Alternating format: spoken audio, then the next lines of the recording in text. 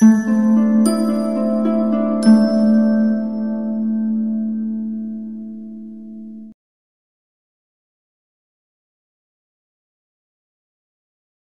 Virat movement को अगर यह पता चल जाए कि मैं भी अक्करमाशी हूँ, तो इस समाज को पता चल जाए कि मैं जारज संतान हूँ, तो क्या मैं यहाँ भी नकारा जाऊँगा? क्या मैं अकेला ही हो जाऊँगा?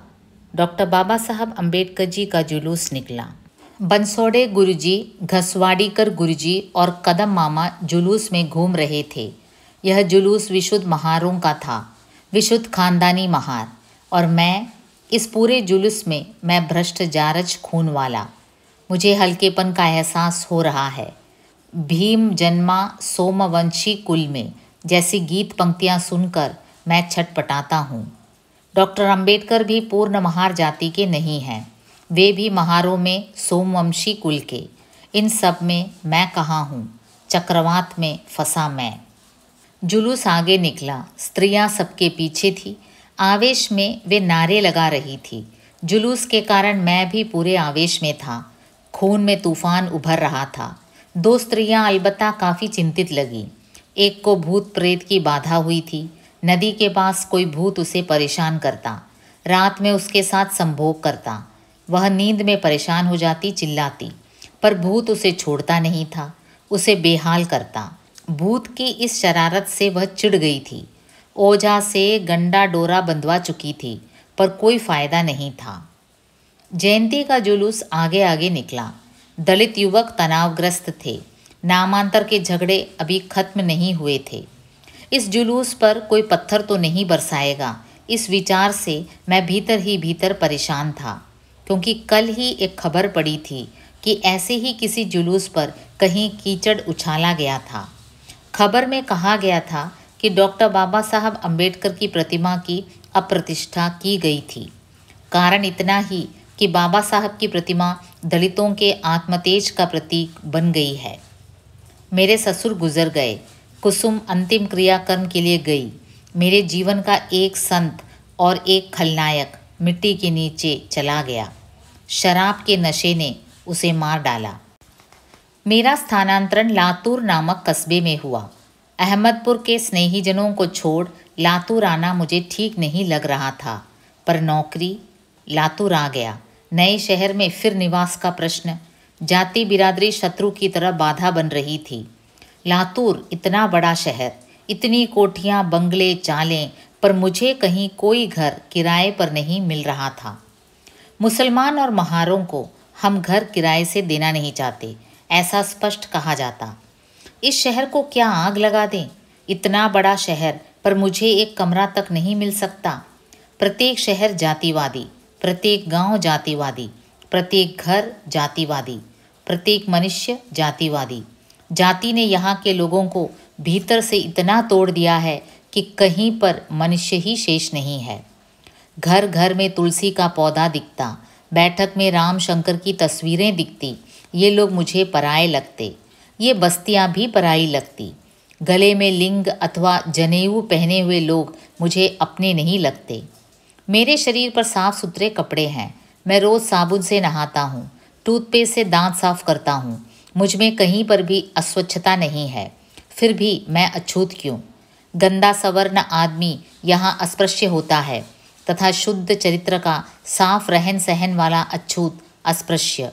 जाति बिरादरी के रेवड़ों से बना हुआ यह शहर, अपनी जाति की बस्ती में ही प्रत्येक व्यक्ति निवास चाहता है।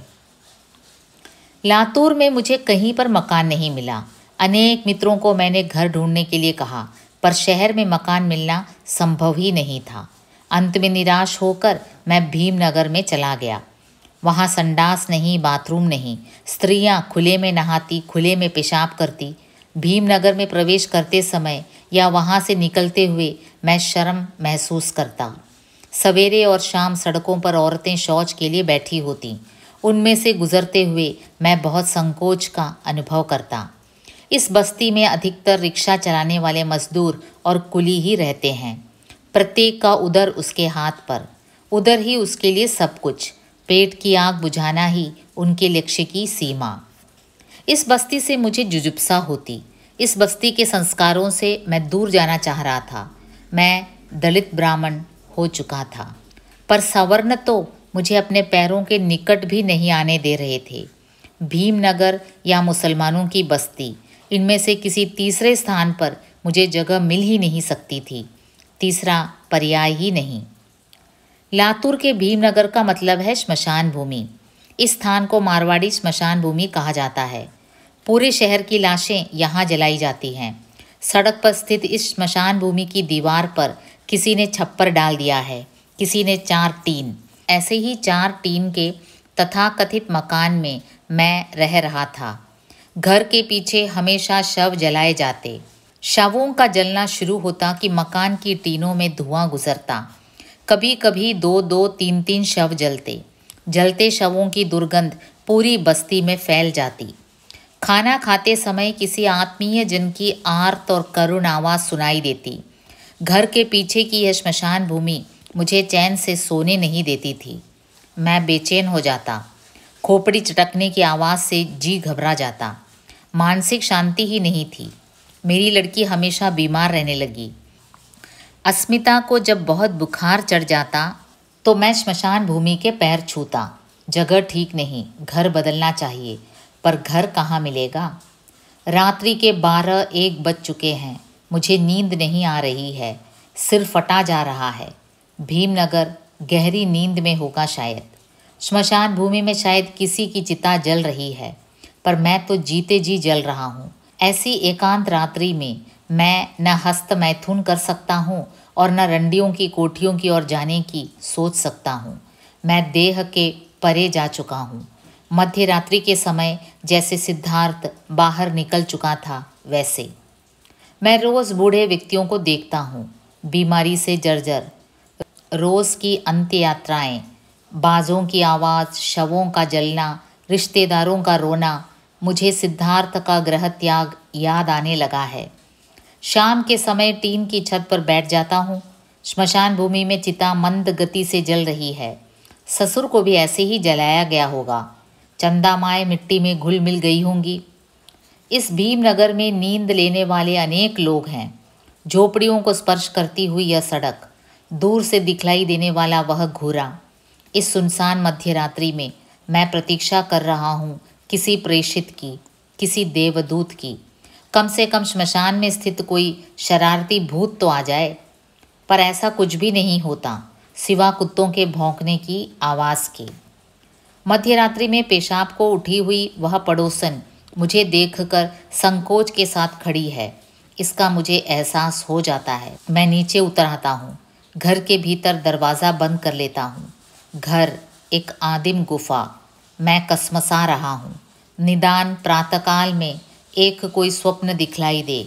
माया देवी को जैसे स्वप्न दिखा था सिद्धार्थ के जन्म के समय।